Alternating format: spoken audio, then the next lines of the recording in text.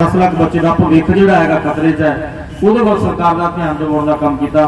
परम सिंह जी कैंथ प्रधान अनुसूचित जाति अलायंस इंडिया पटाले को स्पेशल बेनती करूंगा वो अपनी गल संगतां दे नाल साझी करनी।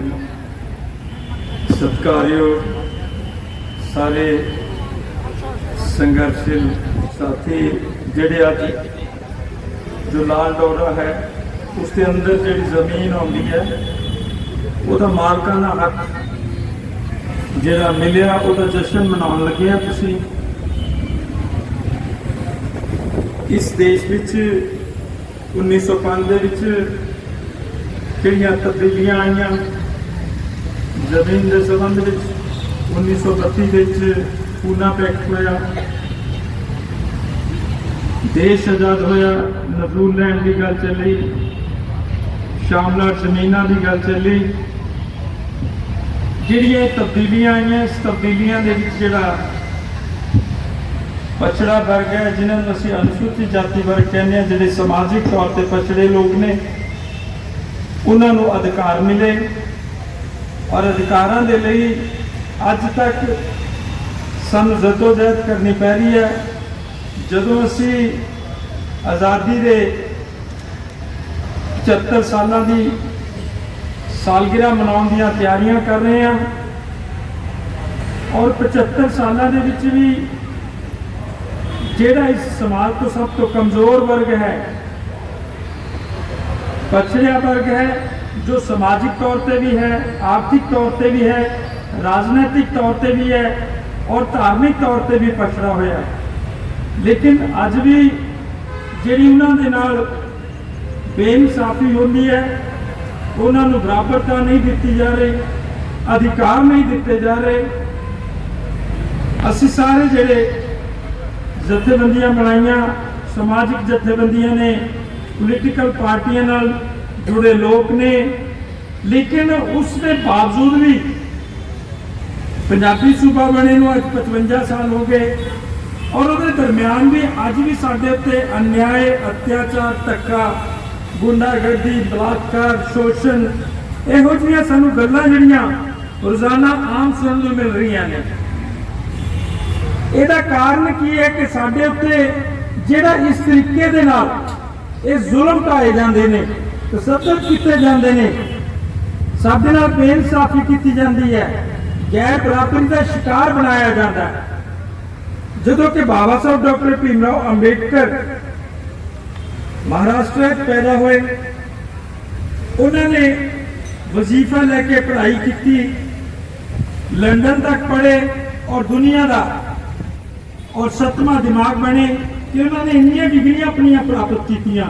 लेकिन अज तो आज़ादी मिलने के बाद हज़ारां नहीं, लखां नहीं, करोड़ों की तादाद दे विच जिहड़ा अनुसूचित जाति वर्ग है इस देश विच, अगर अज 135 करोड़ की आबादी है, उहदे विच लगभग 20 करोड़ तो वध जिहड़े अनुसूचित जाति वर्ग के लोग ने। अज डॉक्टर भी ने, इंजीनियर भी ने, साइंटिस्ट ने, राष्ट्रपति भी ने, मुख्यमंत्री भी बनते हैं, MLA भी बनते हैं, MP भी बनते हैं, राष्ट्रपति भी बनते हैं, पिंड का मैंबर पंचायत बनता, लंबरदार बनता, सरपंच बनता, जिला परिषद, पंचायत समिति, पता नहीं किन्ने डेमोक्रेसी दे विच जो डेमोक्रेसी की व्यवस्था है उस व्यवस्था दे विच सानू राजनीतिक तौर पर भी बराबरी है। लेकिन साडा जिहड़ा समाजिक पछड़ापन है, आर्थिक गैर बराबरी है, धार्मिक गैर बराबरी है, सभ्याचार तौर पर तुहानूं 3 और 13 कदे गिणिया ही नहीं जाता, क्योंकि सभ्याचार के उत्ते भी कब्जा जिहड़ा होया वो तुहाडे सामने है। मैं गल तुहाडे नाल क्यों साझी करना चाहुंदा कि 1000 साल दे विच सत्ता दे तब्दीलियां आईयां, मुगल आए, लेकिन इत्थे जिहड़े अछूत छछूत ने, शेड्यूल कास्ट ने, उन्होंने बराबरता नहीं मिली। मुगलों का लंबा समा राज रहा, मुगलों तो खो के कुछ हिस्सा कहते सिख राज बनिया, महाराजा रणजीत सिंह का राज आया, महाराजा रणजीत सिंह के राज दे विच भी इन्हां अछूतां नूं, इन्हां शूदरां नूं, इन्हां अनुसूचित जाति के लोगों को कोई बराबरी नहीं मिली, कोई जमीन नहीं मिली। बंदा सिंह बहादुर आया, उसने बहुत कहते जमीन बनिया, लेकिन शेड्यूल कास्टां नूं किते मिलिया ही नहीं। सिखिज्म गुरबाणी गुरु ग्रंथ साहब ਉਹਦੇ ਵਿੱਚ ਸਾਡੇ समाज ਨੂੰ बाबरता है, सन्मान है, सिर्फ उत्थे तक है जिथे तक गुरुद्वारा साहब है। गुरुद्वारा साहब तो असीं जदों बाहर निकलते हैं उत्थे आ जाते हैं, ये तो जी मजहबी सिख ने, यह रमदासिया सिख है, ये जट है जी, ये नाई है जी, ये धोबी है जी, ये तरखान है, लोहार है, छिंबा। ये कैसी बराबरी है? सिख धर्म के साडे जिहड़े योद्धे ने उन्होंने कुर्बानियां कीतियां। 9वीं पातशाही का जो औरंगजेब ने उन्हों का शीश कलम कर दिता, तो भाई जैता जी, भाई जीवन सिंह ने अपने पिता का शीश कलम करके गुरु तेग बहादुर साहब का शीश लेके आता।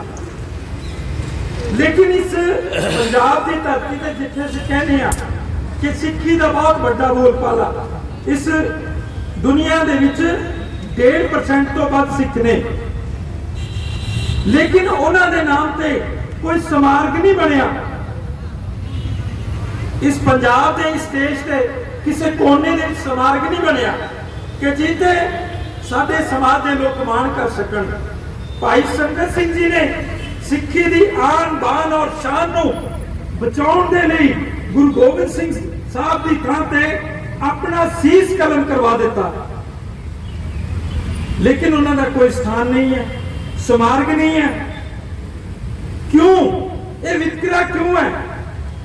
जयसिंह खलकट ने अमृत छकिया, अमृत छकन तो बाद उसने ये कह दिता अब्दुल मुसलम खान कि मैं तेरा बोझा नहीं चकांगा। बोझा नहीं, तो हुक्का सी, तमाकू सी, तो उसने उस चक्कन तो इनकार कर दिता, तो उसकी पुठिया करके जिहड़ी खल लुहा दी, लेकिन कोई उन्होंने स्थान नहीं बनता।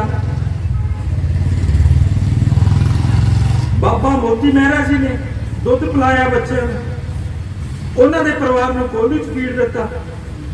कौन करेगा इन्होंने शहादतों याद कि वो लोग शहादतों की आस करते हैं जिहड़े गुरु गोबिंद सिंह साहब नूं चमकौर की गढ़ी दे विच बेदा वाला दे के चले गए सी, कि उन्होंने तो आस करते हैं कि तुहाडे महापुरुषों नूं, तुहाडे योद्धियां नूं, तुहाडे सूरवीरां नूं जिन्हां ने कुर्बानी की थी, कि उन्होंने तो आस करते हैं कि जिहड़े बेदावा लिख के दे गए।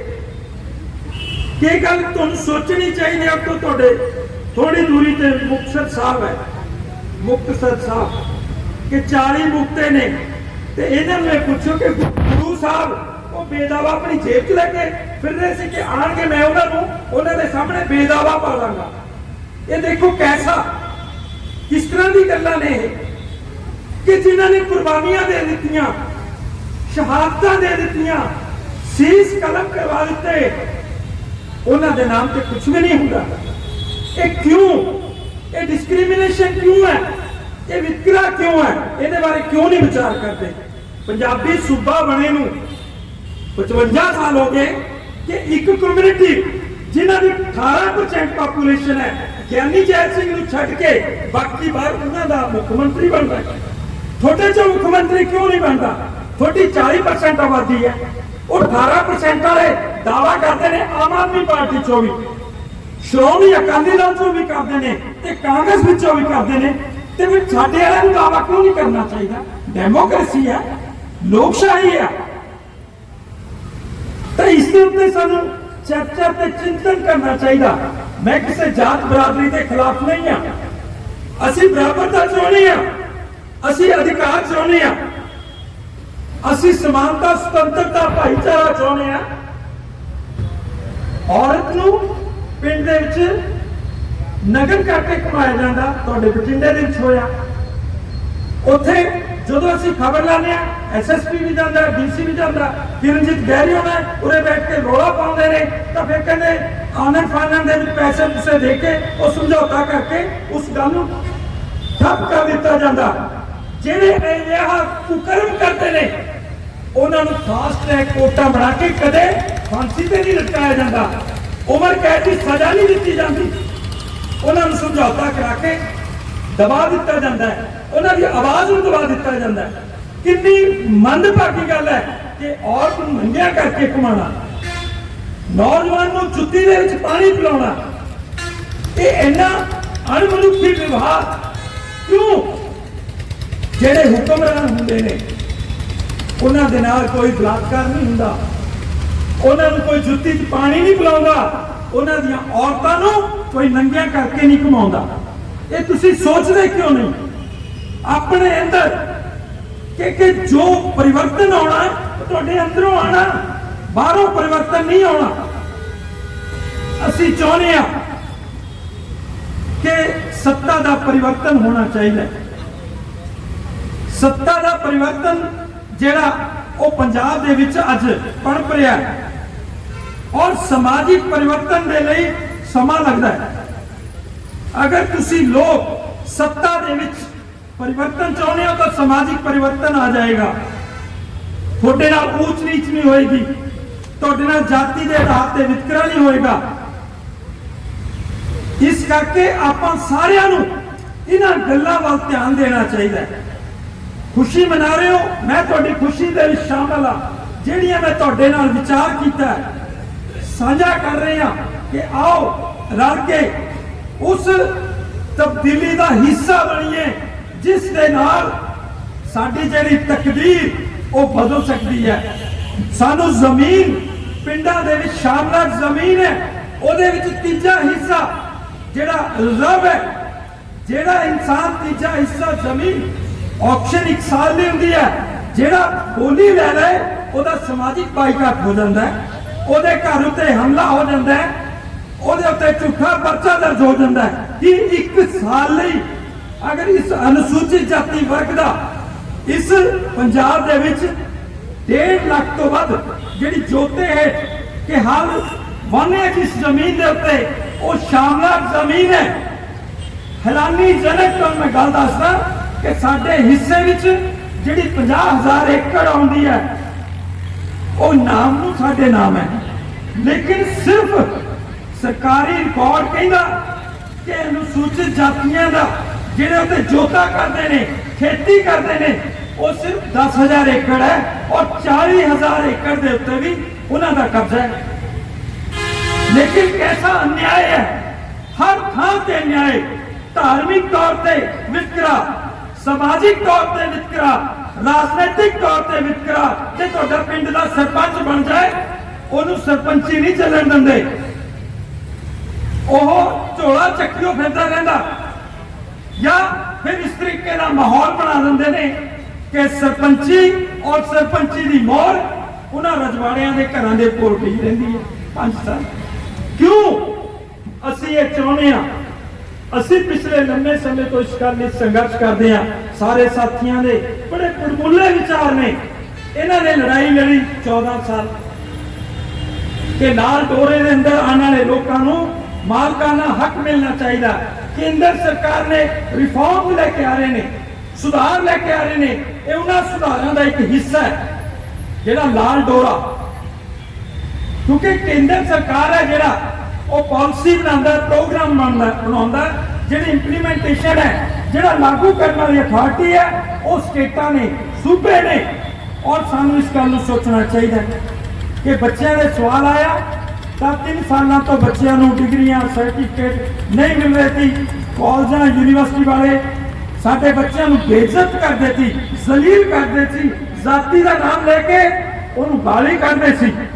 ਤਾਂ ਉਸ ਦੇ ਉੱਤੇ ਅਸੀਂ ਕੇਂਦਰ ਸਰਕਾਰ ਤੋਂ 60,000 ਕਰੋੜ ਰੁਪਇਆ ਦਵਾਇਆ। 60,000 ਕਰੋੜ ਰੁਪਇਆ ਅਗਲੇ 5 ਸਾਲਾਂ ਦੇ ਲਈ ਰਿਜ਼ਰਵ ਕਰਾਇਆ ਕਿ 60-40 ਦੀ ਰੇਸ਼ੋ ਬਣਾਈ कि केंद्र सरकार 60% देगा माननीय नरेंद्र मोदी जी को, कि केंद्र सरकार 60% देगी और सूबा सरकार 40% का शेयर पाएगा कि साडे बच्चों को पढ़न दे विच किते दिक्कत ना आए, कि साडे कोल इक्को एक जिहड़ा अधिकार है उस अधिकार विद्या दा, विद्या दे अधिकार नाल ਅਸੀਂ ਬਰਾਬਰਤਾ ਲੈ ਕੇ ਆ ਸਕਦੇ ਹਾਂ, ਆਪਣੀ ਸੋਚ ਨੂੰ ਬਦਲ ਸਕਦੇ ਹਾਂ, ਆਪਣੀ ਆਰਥਿਕ ਜਿਹੜੀ ਪੋਜੀਸ਼ਨ ਹੈ ਉਹਨੂੰ ਬਿਹਤਰ ਬਣਾ ਸਕਦੇ ਹਾਂ।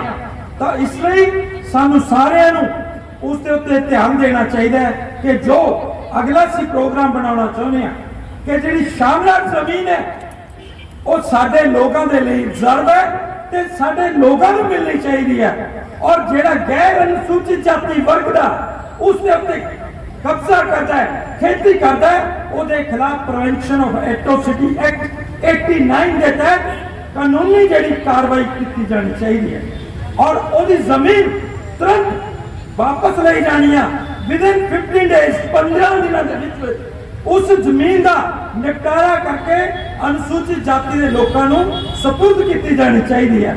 ਉਹਦੇ ਨਾਲ ਕਿ ਜਿਹੜੀ ਸ਼ਾਮਲਾਟ ਜ਼ਮੀਨ ਹੈ, ਅਗਰ ਕਿਸੇ ਜ਼ਮੀਨ ਦਾ ਠੇਕਾ 50,000 ਰੁਪਏ ਪਰ ਏਕੜ ਹੈ ਤਾਂ ਅਨੁਸੂਚਿਤ ਜਾਤੀ ਦੇ ਵਰਗ ਦੇ ਲੋਕਾਂ ਨੂੰ ਉਹ 50% ਲੈਸ ਤੇ ਮਿਲਣਾ ਚਾਹੀਦਾ ਹੈ ਕਿ ਉਹ 50,000 ਅਗਰ ਨੌਨ ਸ਼ੈਡਿਊਲ ਕਾਸਟ ਨੂੰ ਮਿਲਦਾ ਹੈ ਤਾਂ ਸ਼ੈਡਿਊਲ ਕਾਸਟ ਨੂੰ 25,000 ਪਰ ਏਕੜ ਦੇ ਹਿਸਾਬ ਨਾਲ ਜਿਹੜੀ ਜ਼ਮੀਨ ਹੈ ਉਹ ਮਿਲਣੀ ਚਾਹੀਦੀ ਹੈ।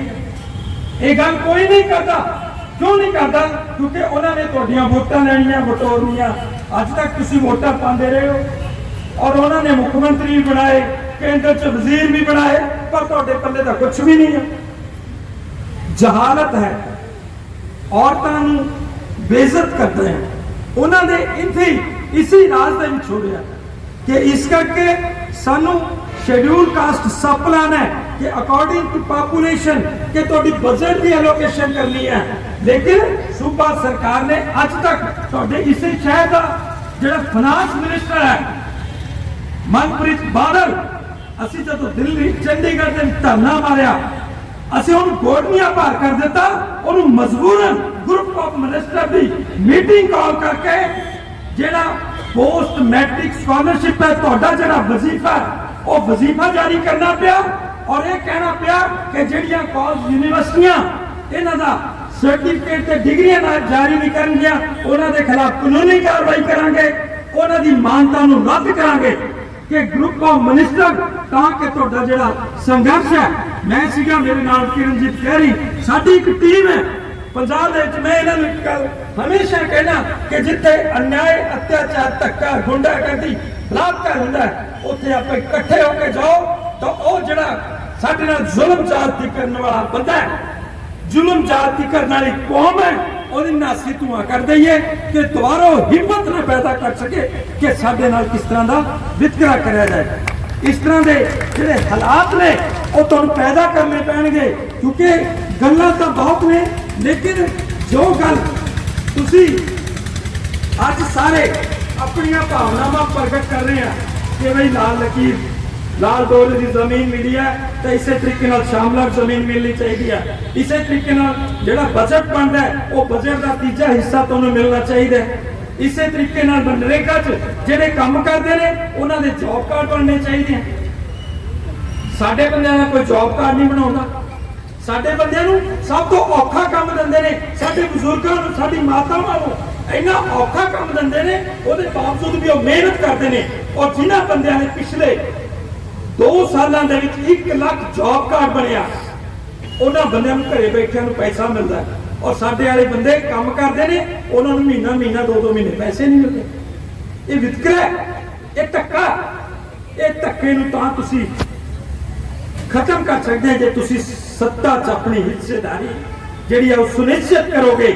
ਆਓ ਰਲ ਮਿਲ ਕੇ, ਗੱਲਾਂ ਤਾਂ ਬਹੁਤ ਨੇ ਕਿ ਬਹੁਤ ਮੁੱਦੇ ਨੇ, ਜ਼ਹਿਨ ਵਿੱਚ ਬਹੁਤ ਕੁਝ ਹੈ, ਲੇਕਿਨ ਉਹਦੇ ਲਈ ਜਦੋਂ ਤੱਕ ਤੁਹਾਡੇ ਵੱਲੋਂ ਆਵਾਜ਼ ਨਹੀਂ ਆਏਗੀ, ਸਾਡਾ ਜਿਹੜਾ ਆਵਾਮ ਹੈ, ਦੱਬਿਆ ਕੁਚਲਿਆ ਵਰਗ ਹੈ, ਉਹ ਖੜਾ ਨਹੀਂ ਹੋਏਗਾ। ਉਹਨਾਂ ਮੁੱਦਿਆਂ ਨੂੰ ਕਹਿਣ ਨਾਲ ਕੋਈ ਬੜਾ ਅਸਰ ਨਹੀਂ ਹੁੰਦਾ। ਥੋੜਾ ਬਹੁਤਾ ਅਸੀਂ ਸੰਘਰਸ਼ ਕਰ ਲੈਂਦੇ ਆ, ਉਹਦੇ ਨਾਲ ਨਿਆਂ ਮਿਲ ਜਾਂਦਾ, ਇਨਸਾਫ ਮਿਲ ਜਾਂਦਾ। ਲੇਕਿਨ ਤੁਹਾਡੀ ਜਿਹੜੀ ਗੁਲਾਮੀ ਹੈ, ਤੁਹਾਡੀ ਜਿਹੜੀ ਆਜ਼ਾਦੀ ਹੈ, ਤੁਹਾਨੂੰ ਸੱਤਾ ਦੇ ਵਿੱਚ ਹਿੱਸੇਦਾਰੀ ਸੁਨਿਸ਼ਚਿਤ ਕਰਕੇ ਬਣਨੀ ਹੈ। ਆਓ ਰਲ ਮਿਲ ਕੇ ਆਪਾਂ ਤਕੜੇ ਹੋ ਕੇ ਹਮਲਾ ਮਾਰੀਏ ਔਰ ਤੁਸੀਂ ਜਿਹੜੇ ਤੁਹਾਡੇ ਵਾਹਕ ਲੀਡਰ ਨੇ ਕਿਰਨਜੀਤ ਖਹਿਰੀ, ਉਹਨਾਂ ਦਾ ਸਾਥ ਦਿਓ। ਜਲਦੀ ਮਿਲ ਕੇ ਅਸੀਂ ਇੱਕ ਵਧੀਆ ਪ੍ਰੋਗਰਾਮ ਦੇ ਰਹੇ ਆ, ਉਹ ਤੁਹਾਡੇ ਹਿੱਤ ਵਿੱਚ ਹੋਏਗਾ, ਸਾਡੇ ਪਰਿਵਾਰ ਲਈ ਨਹੀਂ ਹੋਏਗਾ, ਸਾਡੇ ਬੱਚਿਆਂ ਲਈ ਨਹੀਂ ਹੋਏਗਾ। क्योंकि उरे तो परिवारवाद की पॉलिटिक्स चलती है। जिन्हां दा बाप मुख मंत्री बन जाए, मुंडा डिप्टी मुख मंत्री बन जाए ते नूं केंद्र दे विच कैबिनेट मंत्री, यूनियन कैबिनेट मंत्री बन जाए, सारा कैबिनेट मंत्री बन जाए ते ओह सारे दे नाल रिश्तेदार है वो भी कैबिनेट मंत्री बन जाए। जे तो इहो जिहा परिवार बनाउणा, इहो जिहा अमरिंदर सिंह ओदी घर वाले भी मैंबर ऑफ पार्लीमेंट, आ सारा जिहड़ा परिवारां दा कोड़ वा, इस नूं बाबा साहब अंबेडकर ने तुहानूं वोट दा अधिकार लेके दिता। उस वोट के अधिकार दी सही वरतों कर लो। उन्होंने कहा सी कि मैं राणी दे पेटों राजा जमना बंद कर देंगा। 26 जनवरी 1950 ਨੂੰ ਭਾਰਤ ਦਾ ਸੰਵਿਧਾਨ ਲਾਗੂ ਹੋਇਆ ਤਾਂ ਰਾਣੀ ਦੇ पेटों राजा जमना बंद कर दिता। लेकिन साडे लोगों को गुमराह करके साडे समाज के कुछ लोगों को अगे लिया के उन्हें राणी के पेटों फिर राजे जमने शुरू करवा देते। आओ बाबा साहब अंबेडकर ने, साहब श्री काशी राम जी ने एक लंबा संघर्ष लड़िया तुहाडे लई। असीं उन्हां दे पूर्णियां ते चल के असीं आप तां जिहो जी जिंदगी जी रहे हैं, इसनूं होर बेहतर बनाइए। घट्टो घट आउण वाली नस्ल है, असीं उन्हां दे लई ऐसे समाज की सिरजना करिए जिहड़ी गुरु रविदास महाराज ने कल्पना की है। बेगमपुरे दी बराबरता की गल की है, समाज की गल की है, भाईचारे की गल की है। उस सुपने को साकार करने रल मिल के तुसी अगे बढ़ो। मैं तुहाडा सारिਆਂ ਦਾ धन्यवाद करदा, खासकर किरणजीत गैरी और इन्हां दी टीम का, जिन्हां ने एडा वड्डा यह जिहड़ा लंबा संघर्ष लड़िया, संघर्ष लड़ के लोगों को अधिकार लैके दिते, जिस दे नाल उन्हां नूं कल नूं किसी की दर ते जाके मिहनत नहीं करनी पेगी। उन्होंने दर ते जाके 2 दिन दिहाड़ी से मुफ्त विच काम नहीं करना पेगा कि वो तुहानूं मालकाना हक मिलेगा। और इहदे लई तुसीं आओ रल मिल के इन्हां दा साथ दईए और वधिया समाज की सिरजना लई योगदान पाइए। धन्यवाद। जय भीम, जय भारत।